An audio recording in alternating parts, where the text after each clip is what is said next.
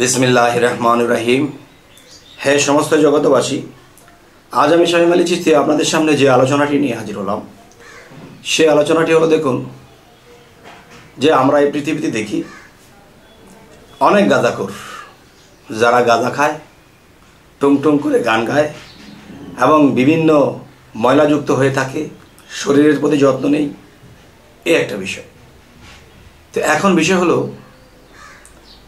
যে বাংলাদেশে বিশেষ করে লালনপন্থী যারা, এই লালনপন্থী লোকেদেরকে বেশিরভাগই দেখা যায় তারা গাঁজা খাওয়ার পথটা ধরে নিয়েছে।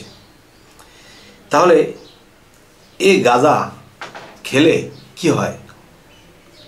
এতে তরিকতের সাধনের কি উন্নতি এবং আল্লাহকে প্রাপ্ত হতে গিয়ে এই গাঁজাটা কি উপকারী, ভালো মন্দ, এই সম্পর্কে আজকে একটু আলোচনা করব।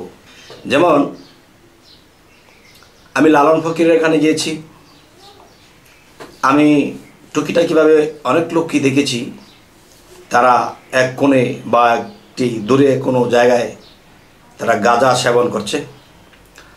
আর আমরা ঢাকা যেখানে থাকি, বাসবা এলাকা এবং বিভিন্ন ডিস্ট্রিক্ট, বিভিন্ন এলাকা আমি গিয়েছি, রাজবাড়িতেও গিয়েছি, দেখেছি একদল লালনপন্থী, কিন্তু তারা মোটামুটি ভালো কথা বলে, কিন্তু এদেরকে দেখা যায় তারা টাইম টু টাইম গাঁজা সেবন করে, গাঁজা পান করতেছে।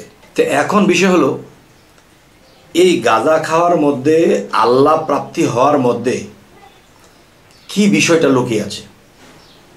গাঁজা খেয়ে সাধন করলে আল্লাহকে লাভ করা যায়, আর গাঁজা খেয়ে সাধন না করলে আল্লাহকে কি লাভ করা যায় না? আচ্ছা, যেমন হযরত মুহাম্মদ সাল্লাল্লাহু আলাইহি সাল্লাম, তিনি কিন্তু দেখা যায় হেরা পর্বতের গুহায় তিনি একটি নেশায় ছিলেন। সেই নেশাটি কি? তিনি আল্লাহর প্রেমের নেশায় ছিলেন, তিনি আল্লাহর ভাবের নেশায় ছিলেন, তিনি সব সময় ধ্যানের দেশে আল্লাহর প্রেমের নেশায় ডুবেছিলেন। আর এই নেশাটুকু দরকার, এটা ছাড়া কিন্তু আল্লাহকে পাওয়া যাবে না। এখন গাঁজার নেশায় যারা ডুবে তারা কি বলতেছে? আমি অনেক গাঁজাখোরের সাথে আলাপ করেছি, বিশেষ করে তারা লালনপন্থী বেশিরভাগ। তারা আমাদেরকে একটা কথা বলল যে দেখেন, গাঁজা যখন খাওয়া হয় বা পান করা হয় বা সিদ্ধি টান দেওয়া হয়, তখন দেখা যায় সেই মানুষটি দুনিয়াটাকে আস্তে ভুলে যায়। দুনিয়ার কোনো চিন্তা, দুনিয়ার চাওয়া পাওয়া, দুনিয়ার কোনো কিছু, সব কিছু ভুলে যায়। ভুলে গিয়ে তারা ডুবে যায়। আমাকে এই কথাটা বুঝ দিয়েছেন। তবে হ্যাঁ, এখন কথা হলো এই পৃথিবীতে বহু আউলিয়া আছে, আল্লাহর সাথে সম্পর্ক করেছে, আল্লাহর সাথে একাকার বিলীন হয়েছে, কিন্তু তাদেরকে গাঁজা সেবন করতে দেখা যায়নি। তো গাঁজা সেবন করতে যেহেতু দেখা যায়নি, তাহলে বোঝা গেল গাঁজা সেবন ছাড়াও তারা ধ্যানে ডুবেছে এবং আল্লাহর সাথে সম্পর্ক করেছে। তবে এটা খুব কষ্টের বিষয় যে যারা নামাজে দাঁড়ায় তারা বিভিন্ন দিকে মন চলে যায়, যারা ধ্যানের মধ্যে ডুবতে চায় বিভিন্ন জায়গায় মন চলে যায়, কিন্তু এটাকে আয়ত্ত করতে করতে করতে করতে অনেক সময় লেগে যায়। কিন্তু যারা গাঁজা সেবন করে বা সিদ্ধি টানে, তারা কিন্তু দেখা যায় ক্ষণিকের জন্য ডুবে যায়। গাঁজার নেশা যখন কেটে যাবে তখন কিন্তু আবার মন ছটফট বা মন এদিক সেদিক হয়ে যাবে। যতক্ষণ সেটা নেশা থাকবে ততক্ষণ সে একটু ডুবতে পারবে, নেশা কেটে গেলে সে আবার যেই সেই। আচ্ছা, আর যারা গাঁজা খাইল না, বিভিন্ন নেশা করলো না, কিন্তু দেখা যায় তিনি আস্তে আস্তে প্রেমের নেশা ঢুকাইতে বহুদিন লাগছে তার ধ্যানে ডুবতে। এখন সে বসলেই ডুবে যেতে পারে, ডুবার বাও বুঝে গেছে, সেই ডুবুরি হয়ে গেছে। কারণ ধ্যান সাধনা অনেক কঠিন সাধনা, যদি কেউ করতে জানে। তো এখন বিষয় হলো যারা গাজার মাধ্যমে ডুববে তারা কিন্তু জেগে যাবে আবার। আর যারা আল্লাহর প্রেমের সুধা পান করে, মুর্শিদের প্রেমের সুধা পান করে সেই নেশা যদি কেউ পান করে তখন সে ডুববে। আর সেই ডোবাতে আল্লাহর সাথে সাক্ষাৎ হবে, আল্লাহর সাথে তার হার্ট কানেকশন হবে, আর সেই কানেকশন কখনোই ছুটবে না। আর গাঁজা খেয়ে যখন ডুববে আর সেই কানেকশন টিকবে না।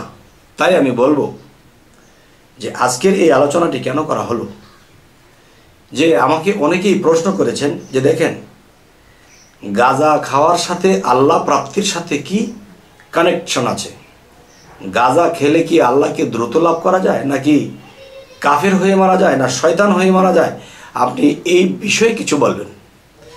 তাই আমি আজকে আপনাদের সাথে যে আলোচনাটি করলাম, এই আলোচনাটি এই জন্যই করলাম যে বাংলাদেশের লালনপন্থী যারা তারাই একটু গাঁজা সেবন করে।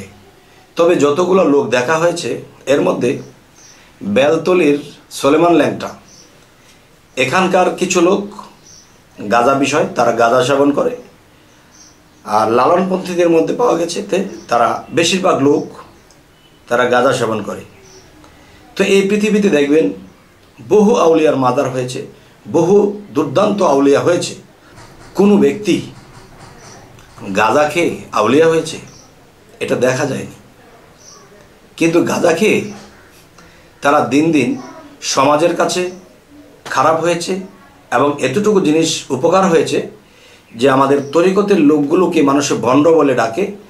একজন গাঁজা বাবা সবাইকে গাঁজা বাবা বানিয়ে দিল। একজনে গাঁজা সেবন করেছে, এরকম 10টা তরিকতের লোককে তারা গাঁজাখোর বলে ডাকে। তার মানে তরিকার লাইনে যারা আছে সব গাঁজাখোর। কিন্তু এ কথাটা জ্ঞান করে না যে একজন মানুষের জন্য আমরা কেন সকলকে এটা বলবো। তবে এতটুকুই উপকার হয়েছে সমাজের বা তরিকতের, যে তরিকতের লোকগুলো একটু ভণ্ড বলতে হয় এদেরকে। কেন? ওই যে তারা গাঁজা খেয়েছে, তারা তরিকা করে, আর এদেরকেও এদের তালে ভালো লোকগুলাকেও গাঁজাখোর বলতে শুরু করেছে। এটাই হলো উপকার। তবে হে সমস্ত জগতবাসী, আজকের এই আলোচনাটি এই জন্যই করা হলো যে দেখেন আপনারা কখনোই গাঁজা সেবন করে আপনারা ধ্যানে ডোবার চিন্তা ভাবনা করবেন না। কারণ দেখেন যে এমন এমন রোগ হয় মানুষের শরীরে যে সেই ওষুধটা প্রয়োগ না করলে সে সুস্থ থাকতে পারে না, সেটা প্রয়োগ করতেই হবে। আর আমি বলবো এটা অভ্যাসের দাস। যদি কেউ অভ্যাস করে যে আমি ওষুধ সেবন করা ছাড়াই আমি অভ্যাস করে নেব, তাহলে সেটাই হবে। যারা গাঁজার মাধ্যমে ধ্যানে ডোবার চেষ্টা করে তারা গাঁজা ছাড়া ধ্যানে ডুবতে পারবে না। আর যারা এটা ছাড়া অভ্যাস করেছে তারা একদিন সফল কাম হয়েছে এবং তারা যখন তখনই ধ্যানে ডুবতে পারে। তো এই আলোচনাগুলো আমি লালনপন্থী, সলেমান ল্যাংটার পন্থী যারা আছে বিশেষ করে তাদেরকে বললাম। আর এখানে এটা একটু বেশি চলে, তাই আমি বলবো যে না, আমরা রাসূল নামে, মুর্শিদ নামে, আল্লাহর নামে, স্রষ্টার নামে চোখের পানি ঝরবে, আর আমরা সেই অতল সাগরের তলায়, আটলান্টিক মহাসাগরের তলায় আমরা ডুবে যাব। তখনই ডুবুরি যদি হইতে পারি তাহলে হীরার দানা টোকায় আনতে পারবো।